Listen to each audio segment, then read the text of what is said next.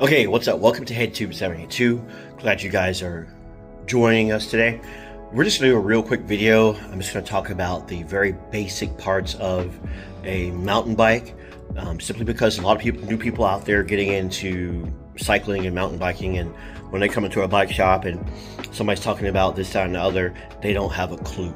This is not to go over every little nook and cranny of everything or every little variant, but just to give you a basic idea, because a lot of people just are just totally clueless about basic bicycle parts, about what they are, what their proper name is, so that if they have a mechanical problem, for example, they can disseminate that to the mechanic to help the mechanic figure out faster what's wrong, so that the mechanic can serve that customer faster. Or if maybe they say they want to upgrade a certain part, if they know the basic parts of the bicycle, that it will help them convey that, hey, I'm looking to do this, I've got this, and go from there to make the process better and faster, not only for the people working in the bicycle shops, but also for the customer, the end user. So let's look at my hardtail, my Rocky Mountain Growler 40 that I've upgraded some. I'm going to go over the basic parts of a bicycle. First, you have the frame. Pretty self-explanatory. This is the main frame of the bicycle. The frame itself has parts. This is the top tube. This is the down tube. This is, like the name of my channel, head tube, right? This is the head tube. This is the seat stay. This is the chain stay. This tube here, of course, is the seat tube. Your seat post goes in there. Then, of course, you have your saddle. Your seat's your saddle. Your seat post, or in this case, your dropper post. This is called a stem. Of course, a handlebar. Brake levers for the hydraulic disc brakes. Hydraulic disc brakes, the disc brake pistons, front and rear. This is the cassette. Some of you will have something similar called a freewheel on cheaper bikes, but this is the cassette. This is the rear derailleur. This is the front crank arm, clipless pedal, or pedal for some of you. Some of you will have a front derailleur mechanism here for shifting between multiple gears, but a lot of bikes today are 1x drivetrains. In this case, 1x12 drivetrains. There's 1x9s, 1x10, 11, 12, and so forth of the bicycle. Then, of course, you have the fork. In this case, a suspension fork for absorbing bumps. If I had a full suspension bike, like I've had several of them, then it would be a shock and a linkage mechanism back here. This area back here would be called the swing arm, whatever the linkage or pivot mechanism is back here, and the shock would be somewhere back here to absorb the bumps. But this is a hardtail, so it doesn't have any suspension in the back.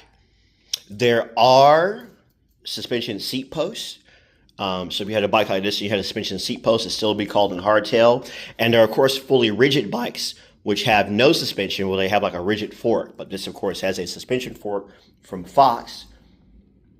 So, of course, in my case, a mud flap. Some people might have a mud flap attached to the back of their seat, or a mud flap attached to like a fender, or a mud flap attached over top of the rear wheel.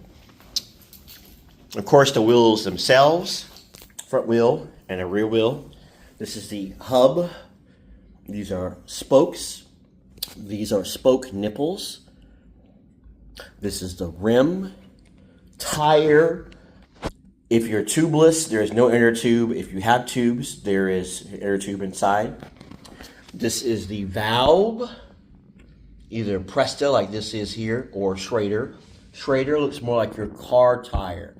There are other types of valves other than Presta and Schrader. This is Presta. But most bikes, you're either going to have a Presta like this, usually on higher end bikes like mine.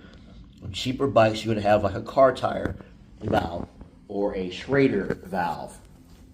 The same thing with the rear of the bicycle.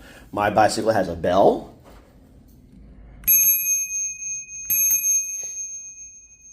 which is pretty cool for the bike paths when I'm not actually off-road. And those are just the basic parts of a bicycle, in this case a hardtail mountain bike. I know for many of you this is like, okay, hey man, we already know. But there's so many people out there who don't know. And from my time in the bicycle business, people come to the bike shop saying, man, I got a problem with my rear hang down, because they don't know that this is called a rear derailleur. But now from watching this, you know it's called a rear derailleur. And when you go into the bike shop, you'll go in there and you'll sound intelligent. By the way, there's also this part of the frame called the bottom bracket or bottom bracket shell. And the actual bottom bracket bearings or the cups or the way it all will go through there. And of course, don't forget about the bearings up here as well. The top here and the bottom there out of view. The headset bearings, the races and so forth.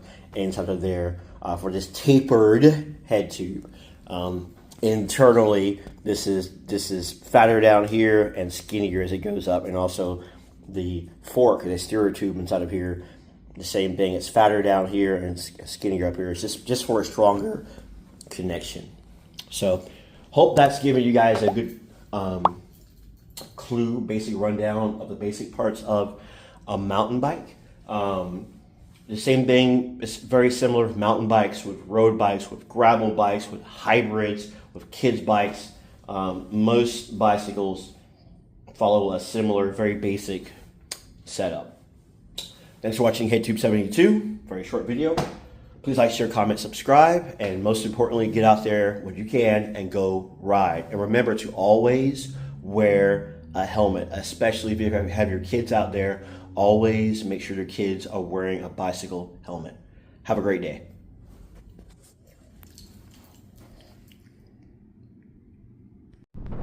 Hey guys, I love this new backpack. The Backpack Islander Savvy. I'm a brand new affiliate with them, and they're great. This backpack is awesome. It comes with multiple pockets for all of my camera gear to go into when I travel, because I'm in the tour bus industry. I can put my clothes in here. Has a TSA lock that comes with it. It's very, very comfortable to either sling on my shoulder or to put all the way across my back, similar to the backpacks I had in the military.